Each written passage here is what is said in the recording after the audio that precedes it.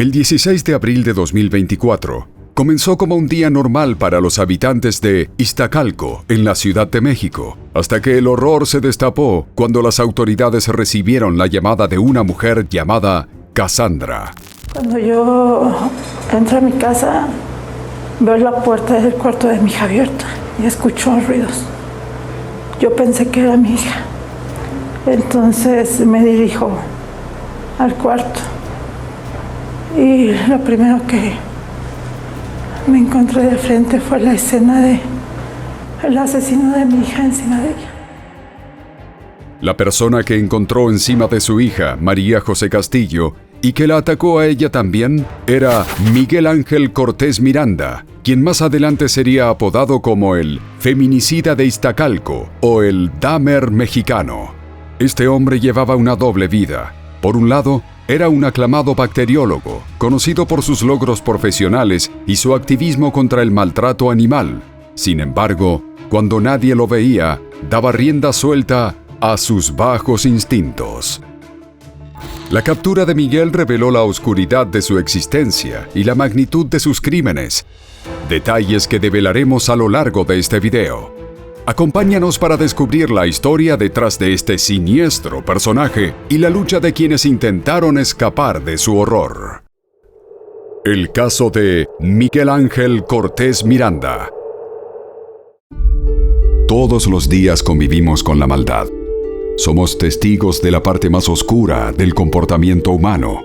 El sufrimiento provocado por un individuo a otros es algo latente en nuestra sociedad. En Investigadores Criminales, nos adentraremos en ese lado oscuro de la humanidad.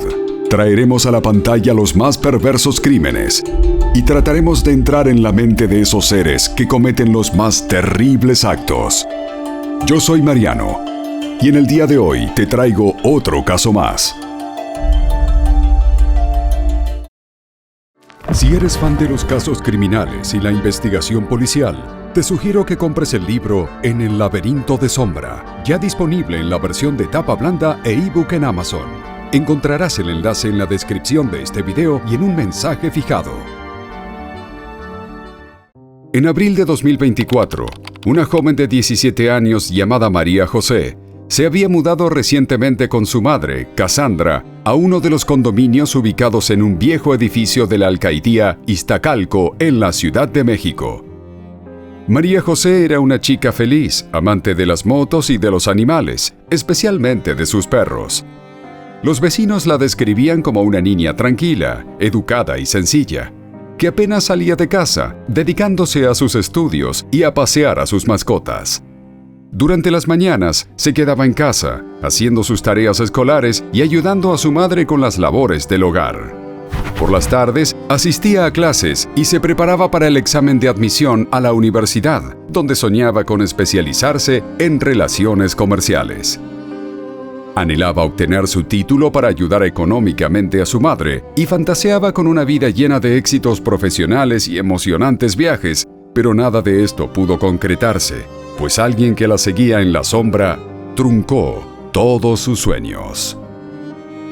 Este sujeto conocía la hora exacta de cada una de las actividades de María José y había logrado colarse en su departamento en varias ocasiones, mientras ella y su madre estaban fuera. Aunque no se sabe con certeza cómo ingresaba al inmueble, se presume que lo hacía a través de una ventana o de alguna manera había conseguido una llave. Con estos antecedentes, llegamos a la mañana del 16 de abril de 2024. Mientras el sujeto espiaba la casa de María José, notó que su madre había salido a hacer unas diligencias, sin imaginar que sería la última vez que vería a su hija con vida. En un video que posteriormente fue filtrado a los medios, aparecía Cassandra caminando por la calle, mientras un hombre la observaba a pocos metros, ansioso por entrar al edificio. Mientras tanto, María José se encontraba en su habitación, ocupada en sus trabajos escolares, cuando el intruso la sorprendió. Al darse cuenta de su presencia, la adolescente gritó con todas sus fuerzas pidiendo ayuda, lo que logró captar la atención de algunos vecinos. Sin embargo, el hombre la sujetó rápidamente, y a pesar de sus intentos de defenderse, le propinó varias heridas con un arma punzocortante. Los detalles exactos de lo que ocurrió en ese instante eran confusos, pero la brutalidad del crimen se hizo evidente. Mientras perpetraba este atroz acto, la madre de María José, quizás guiada por un mal presentimiento, decidió regresar a casa antes de lo previsto. Al entrar, se encontró con una escena espantosa. Todo estaba desordenado y había sangre por todas partes. Lo peor fue al llegar a la habitación de su hija, donde la halló tirada en el suelo, sin vida, mientras el intruso respiraba agitado sobre ella, presuntamente abusando del cadáver. Antes de que Cassandra pudiera reaccionar, el hombre se abalanzó sobre ella, asestándole varias puñaladas con la misma arma que había usado contra María José. A pesar de sus graves heridas y de estar al borde de perder el sentido, Cassandra logró pedir auxilio. Su grito fue escuchado por algunos residentes que ya habían oído los desesperados pedidos de ayuda de María José, quienes se apresuraron a la vivienda. Mientras algunos vecinos lograron acorralar al agresor, otros intentaron socorrer a Cassandra y a su hija mientras llamaban a los servicios de emergencia. Agentes de la Secretaría de Seguridad Ciudadana llegaron prontamente, alertados por los operadores del Centro de Comando de la Ciudad de México, que habían recibido reportes de agresiones dentro del inmueble. Al llegar, se entrevistaron con una mujer que los condujo hasta uno de los pisos superiores, donde lograron rescatar al agresor de la furia de los vecinos que intentaban hacer justicia por su propia mano y lo trasladaron hasta la sede policial. Los paramédicos confirmaron que María José ya no tenía signos vitales, mientras Cassandra, gravemente herida, estaba en uno de los descansos de la escalera, con manchas de sangre en su rostro y severas lesiones en el cuello y el torso. Fue trasladada a un hospital, donde los médicos advirtieron que su estado de salud era delicado. La Fiscalía General de Justicia de la Ciudad de México abrió una investigación y comenzó a indagar sobre la vida del responsable de aquel brutal ataque. Según los testimonios recogidos por los investigadores, el individuo era conocido en el vecindario, ya que había vivido más de 10 años en uno de los departamentos del piso superior del edificio, donde aparentaba tener una vida normal. Finalmente, este hombre fue identificado como Miguel Ángel Cortés Miranda, de 39 años, quien había llevado una existencia tranquila, al menos en la superficie. De Miguel se sabe que nació el 25 de octubre de 1984 en la Ciudad de México. Era el menor de 2 hijos de María del Carmen Miranda Moreno, una ama de casa, y Miguel Cortés Miranda, un bacteriólogo y parasitólogo que impartía clases en la Universidad Nacional Autónoma de México. Desde su infancia, Miguel mostró una inteligencia notable, pero también unos gustos un tanto particulares. Y es que a menudo se divertía lanzando ácidos y químicos a los autos para ver cómo se destruía la pintura, algo que disfrutaba mucho.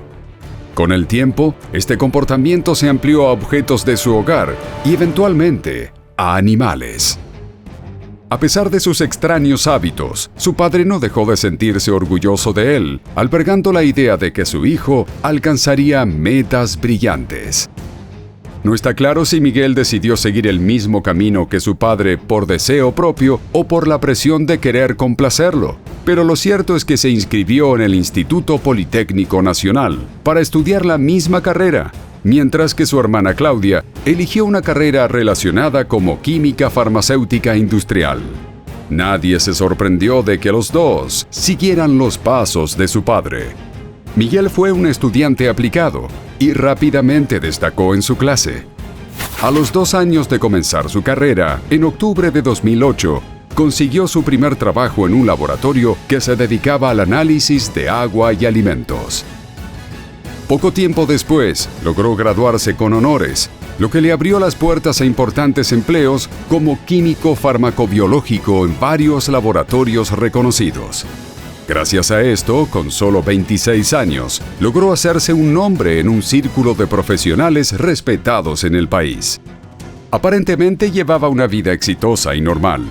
En las redes sociales se presentaba como un políglota que hablaba 3 idiomas y viajaba frecuentemente a lugares como Querétaro, Tijuana y otras partes del país, así como al extranjero. Aunque mantenía un perfil bajo, no dudaba en compartir fotos de sus viajes por el mundo, proyectando la imagen de alguien que lo tenía todo. En sus viajes era habitual que visitara cementerios y lugares tenebrosos, desarrollando un interés por las calaveras y temas esotéricos. En sus redes sociales también publicaba imágenes de animales descompuestos o disecados y solía bromear sobre temas perturbadores. A pesar de lo extraño de su comportamiento, nadie se asustó y lo atribuían a su formación académica. En 2014, decidió convertirse en un artista que buscaba experimentar con la realidad, lo que lo llevó a abandonar su vida social ostentosa y a reducir su contacto con las personas. Durante los siguientes años, trabajó en roles administrativos en diferentes empresas, convirtiéndose en un activista por los derechos de los animales y adoptando un estilo de vida vegano. También incursionó en el teatro independiente, interpretando personajes que fallecían o ya eran difuntos, y empezó a escribir poesía que compartía en sus redes, donde abordaba temas de almas en pena y cómo las experiencias pueden llevar a la evolución personal. En las declaraciones dadas por sus vecinos, todos coincidían en que era algo peculiar, pero nunca imaginaron que convivían con un depredador que ocultaba actos tan aberrantes. Fue por esto por lo que el crimen de María José dejó a los residentes de Iztacalco en estado de consternación. Al principio, las autoridades consideraron que se trataba de un incidente aislado, pero pronto se darían cuenta de que ella no era la única víctima. Como parte de las investigaciones, se llevaron a cabo 3 órdenes de cateo en residencias vinculadas a Miguel. El resultado más perturbador se presentó el 18 de abril, cuando los agentes realizaron una inspección en el apartamento de Miguel. Lo que encontraron los dejó helados. En ese lugar, hallaron herramientas como sierras e instrumentos quirúrgicos, junto con otros elementos utilizados para cortar cuerpos.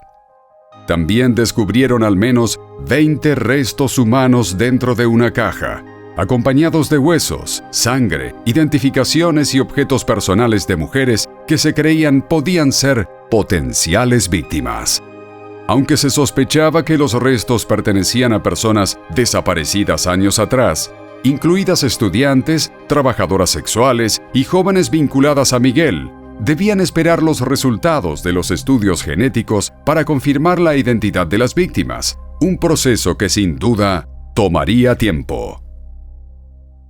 Durante la inspección, los peritos encontraron 3 libretas manuscritas en las que supuestamente Miguel detallaba cada uno de sus crímenes, los cuales presuntamente habían comenzado en el año 2012.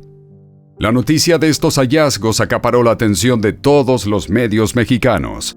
Miguel pasó de ser un ciudadano común a convertirse en el centro de atención de las autoridades y la sociedad en general. En medio del bombardeo mediático, algunos reporteros locales filtraron información sobre los diarios de Miguel, donde, además de confesar sus crímenes supuestamente, también reveló haber sido abusado por su padre en su infancia.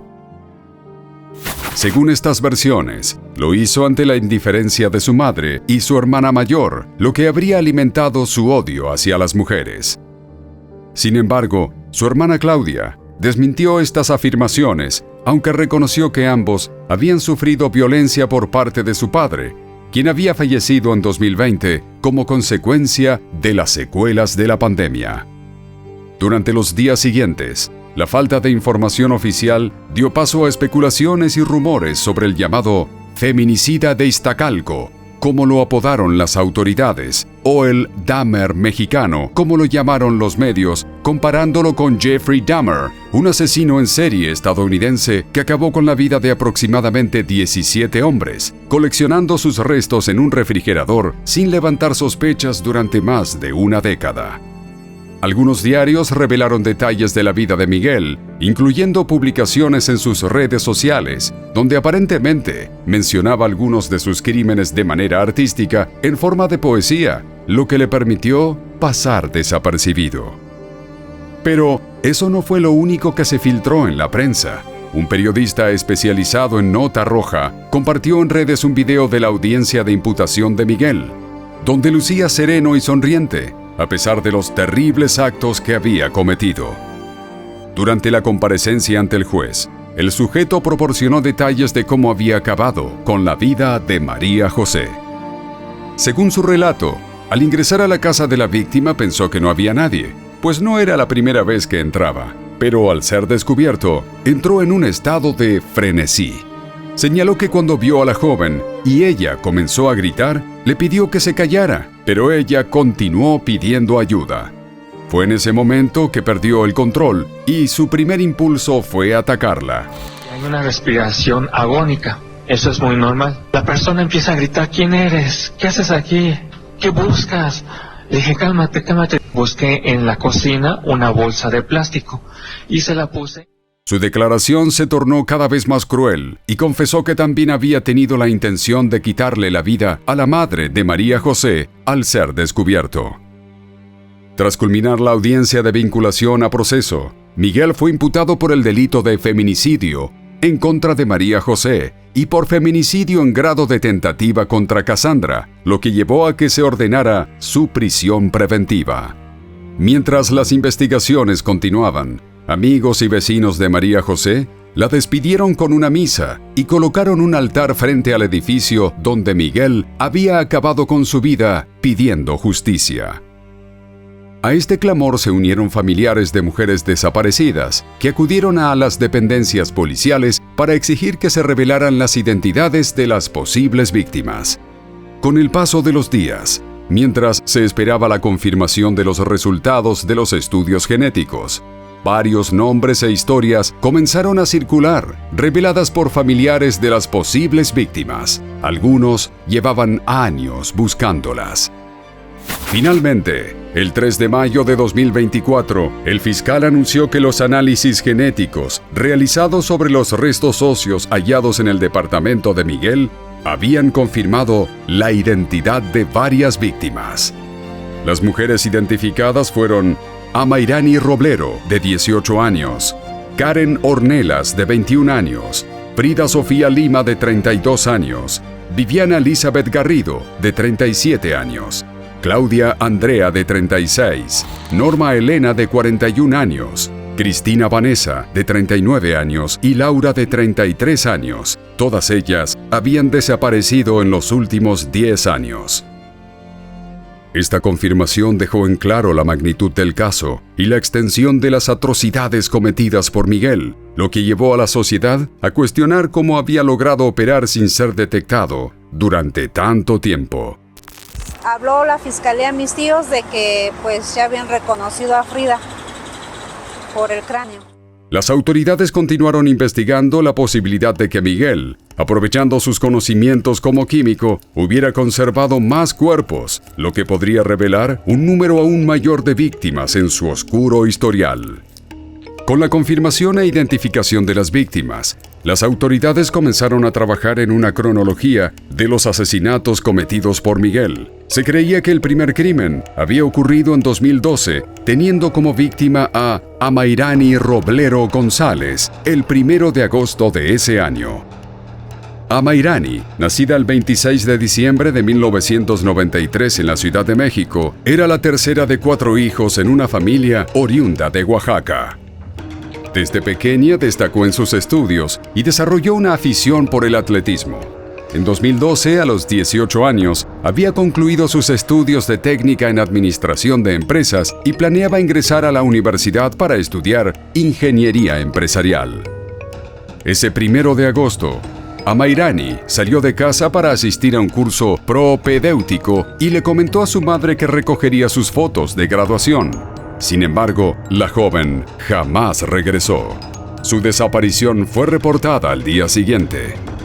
La policía, sin embargo, no trató el caso con la seriedad necesaria. Las autoridades hicieron bromas sobre la posible fuga de Mayrani con su novio, lo que desconcertó aún más a su familia. La búsqueda tardó en activarse. Cuando se solicitaron los videos de cámaras de seguridad, ya era demasiado tarde, ya que estos se habían borrado. Además, las compañías telefónicas no respondieron a las solicitudes de información sobre su celular. Pese a que se emitieron fichas de búsqueda, se cometieron errores graves como la confusión en la edad de Mayrani, lo que complicó aún más la situación. Aunque se logró rastrear un historial de comunicaciones entre ella y Miguel, quien la había acompañado por las fotografías, él fue rápidamente descartado como sospechoso, dado su estatus como joven profesional con cierta reputación. Desgraciadamente, mientras la familia de Mayrani seguía en su búsqueda, Miguel continuó con su vida y sus crímenes, y solo unos meses después, en diciembre de 2012, se cobró otra víctima. Karen Ornelas Baltazar, oriunda de la colonia popular Los Cerrillos de Xochimilco, Ciudad de México.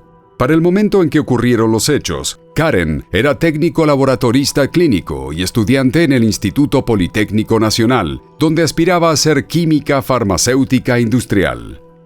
Miguel, quien era su jefe en el laboratorio donde la joven trabajaba, había mostrado interés en ella, pero Karen no le prestaba atención, pues tenía novio, quien pareció ser el único en darse cuenta de que Miguel era un hombre extraño y peligroso. Así, el 1 de diciembre de 2012, Miguel organizó una fiesta sorpresa para celebrar el cumpleaños número 21 de Karen en su departamento, sin que nadie sospechara de sus intenciones. Esa noche, ella se quedó a dormir en el apartamento de Miguel junto a otros compañeros. A la mañana siguiente, la chica decidió regresar a su casa temprano para evitar problemas con sus padres. Miguel se ofreció a acompañarla al metro. Regresó a su departamento alrededor de la 1 de la tarde sin dar más explicaciones a sus colegas sobre su paradero. La familia de Karen comenzó a buscarla al día siguiente, y las sospechas rápidamente se centraron en Miguel, quien había sido la última persona en estar con ella. Sin embargo, la policía no lo detuvo de inmediato. Después de una exhaustiva búsqueda, el cuerpo de Karen fue encontrado sin vida unos días más tarde, y la autopsia determinó que había fallecido por broncoaspiración relacionada con una congestión alcohólica. No obstante, la familia de Karen no estaba convencida por esta versión, ya que su cuerpo presentaba múltiples moretones. Las autoridades justificaron las lesiones, alegando que se debían a una caída, lo que dejó a los familiares desconcertados y con dudas sobre la verdadera causa de su deceso. A pesar de las circunstancias sospechosas, Miguel asistió al funeral, expresando sus condolencias mientras mantenía su fachada. Poco después, el sujeto dirigió su atención hacia su tercera víctima, Frida Sofía Lima, una joven de 20 años. Frida, originaria de Zacualpan de Amilpas, Morelos, era parte de una familia numerosa que enfrentaba condiciones de vida precarias. Al mudarse a la Ciudad de México en busca de mejores oportunidades, su objetivo era estudiar Administración Industrial en el Instituto Politécnico Nacional. En su nuevo hogar, coincidentemente se convirtió en vecina de Miguel, quien a pesar de ser 8 años mayor que ella, rápidamente se ganó su confianza, viéndolo como un mentor. Frida y Miguel compartieron momentos significativos, aunque algunos amigos insinuaron que su relación podría ser más que platónica. Ella continuó considerándolo un apoyo en su desarrollo personal y profesional. Sin embargo, en febrero de 2013, Miguel mostró un cambio de comportamiento drástico. Renunció a su trabajo en el laboratorio, dejó de publicar sobre amor en redes sociales y comenzó a enfocar su vida en nuevos intereses, como el veganismo y la defensa de los derechos de los animales. Decidió tomarse unas largas vacaciones en la nieve y volvió en febrero de 2014 renovado y con nuevos intereses. Comenzó a trabajar en una empresa que confeccionaba materia prima enriquecida con vitaminas para la industria alimentaria, aunque ahí solo duró 2 meses tras ser despedido por razones que se desconocen. A medida que avanzaba el año 2014, la vida de Miguel se tornaba cada vez más oscura y desconcertante. Sus publicaciones en redes sociales reflejaban una fascinación creciente por temas sombríos, hablando de almas atormentadas y la búsqueda de la evolución personal a través de experiencias intensas. La relación con Frida se volvió complicada. Aunque compartían fotografías que podrían sugerir un vínculo más profundo, esa cercanía se difuminó y Frida hizo su última aparición en línea el 7 de diciembre de ese año 2014. Aunque esa fecha fue la última vez que se supo de la chica, no fue sino hasta 2 meses después, en febrero del 2015, que sus familiares se enteraron que estaba desaparecida, ya que ellos vivían en una zona de Morelos donde no había comunicaciones. Al enterarse, su hermana Clara y su madre Minerva Rivera viajaron hasta la Ciudad de México para reportar su desaparición. Sin embargo, se encontraron con la habitual desconfianza de las autoridades, quienes desestimaron su preocupación, sugiriendo que quizás Frida se había ido con su novio. Ante la falta de acción policial, la familia tomó la iniciativa de buscarla por su cuenta. Pero sus recursos eran limitados, y tras 3 meses sin avances significativos, se vieron obligados a regresar a su hogar en Morelos. A pesar de que Miguel se mostraba comprensivo y ofrecía su ayuda a los padres de Frida, su papel en la vida de ella se disparó hacia un horizonte oscuro e inquietante. La policía no mostró interés en investigar más a fondo, a pesar de que las únicas pistas disponibles eran unas llamadas que Miguel había hecho al teléfono recién adquirido por Frida. Así pasaron los meses, mientras la familia de la chica viajaba cada cierto tiempo a la ciudad para ver si había avances en la investigación, sin tener resultados. Miguel, por su parte, a lo largo de los años, se distanció cada vez más de su vida social, rechazando las interacciones normales. Para septiembre de 2018, encontró empleo en un laboratorio de control de calidad. Allí, su camino se cruzó con el de Viviana Elizabeth Garrido Ibarra, de 32 años, quien se convertiría en su 4ª víctima. Viviana era ingeniera bioquímica y madre de una niña de 9 años cuando conoció a Miguel. Aunque ella se acercó a él debido a su carisma profesional, en menos de 3 meses desapareció sin dejar rastro. El día de su desaparición, el 30 de noviembre de 2018, Viviana se despidió de una amiga después de su jornada laboral y se dirigió a tomar el metro. Su ausencia fue notoria desde el principio, y tras una búsqueda fallida, la policía interrogó a sus compañeros de trabajo, incluyendo a Miguel, sin encontrar ninguna pista contra él. Miguel había sido interrogado en varios casos de mujeres desaparecidas y nadie jamás sospechó de él. Esto suscitaba la alarmante pregunta: ¿era incapacidad de las autoridades o Miguel había aprendido a ocultar sus crímenes de manera astuta? Al año siguiente, en 2019, Miguel nuevamente cambió de empleo. Fue en este nuevo laboratorio de un hospital de lujo donde se reunió con Claudia Andrea, quien sería su 5ª víctima. Ellos ya habían trabajado juntos años atrás en otro laboratorio y retomaron un vínculo que finalmente culminó en una relación amorosa. En algunos videos publicados, la joven se mostraba feliz mirando a la cámara mientras paseaba con su novio Miguel. Ella presumía su amor hacia este hombre sin imaginar lo que estaba a punto de ocurrirle. El 27 de diciembre de 2019, durante su cumpleaños número 36, Claudia desapareció sin dejar rastro, tras planear una celebración con Miguel. La preocupación de su familia creció rápidamente cuando no lograron comunicarse con ella. Su hermano Ángel y su madre decidieron ir a su apartamento, donde realizaron un escalofriante descubrimiento. Al entrar, notaron que la puerta no estaba asegurada y retiraron unos paños colocados en la parte inferior de la puerta. Luego de esto, encontraron a Claudia en un estado avanzado de descomposición en su cama. El dictamen forense indicaba que la causa de su deceso había sido un paro respiratorio, lo que sus familiares consideraron poco creíble debido al contexto del hallazgo. Las circunstancias, como la puerta sin llave, las toallas tapando el espacio debajo de la puerta y la aparente desorganización en el apartamento, creaban una áurea de sospecha. Además, la relación con Miguel despertó aún más dudas en ella, pero la policía decidió no seguir esa pista. A pesar de que su familia insistió en que algo no estaba bien y que la causa del fallecimiento de la mujer debía ser reexaminado, el caso fue cerrado sin más investigaciones profundas. El 31 de diciembre de 2019, Claudia fue sepultada en Morelos, pero días después, misteriosamente, alguien comenzó a usar su tarjeta bancaria para realizar compras entre el 1 y el 2 de enero de 2020.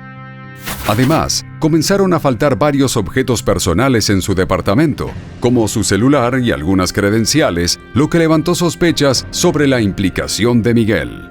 Al presentar esta nueva información a la Fiscalía, los familiares de Claudia lograron que se considerara reabrir el caso. Sin embargo, las promesas de avances fueron mínimas. Un par de llamadas mencionaban la obtención de videos de las cámaras de seguridad cercanas a su hogar, pero después de esa promesa inicial, el interés por el caso se desvaneció.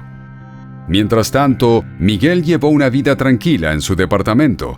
La falta de interés de las autoridades lo mantuvo en la oscuridad. Pero su suerte cambió tras el ataque a María José y su madre Cassandra, el cual abrió la puerta a la investigación sobre su oscuro pasado y la conexión con las desapariciones que marcaban la vida de tantas mujeres a su alrededor. La detención de Miguel marcó un punto de inflexión, tanto en la investigación de su caso como en la búsqueda de justicia por las múltiples víctimas que había dejado en su camino, ya que su captura les dio a los allegados de las jóvenes un aire de esperanza. Las familias, que habían sido ignoradas y dejadas en el limbo de la tristeza, empezaban a ver la posibilidad de que sus historias fueran finalmente escuchadas. La historia de las mujeres que cayeron en las garras de Miguel retrataba una dura realidad en la que la indiferencia de las autoridades se combinaba con la angustia de los seres queridos que buscaban respuestas y justicia.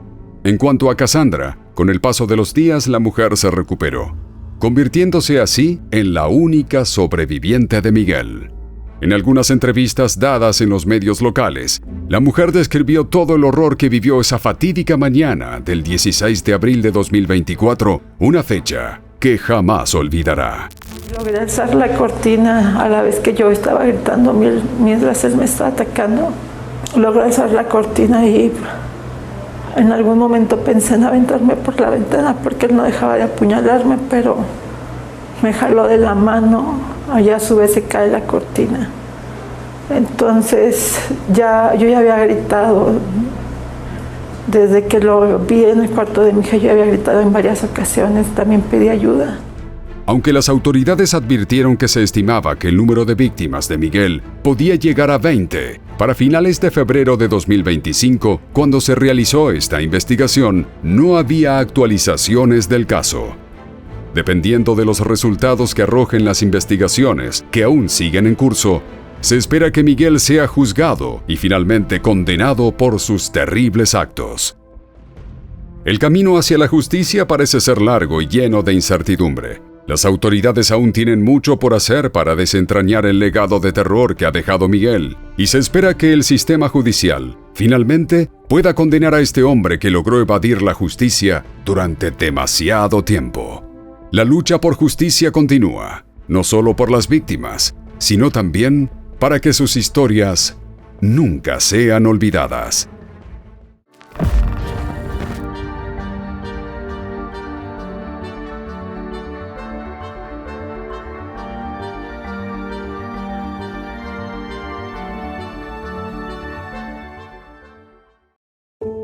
Y bueno, querida audiencia, hasta aquí una investigación más.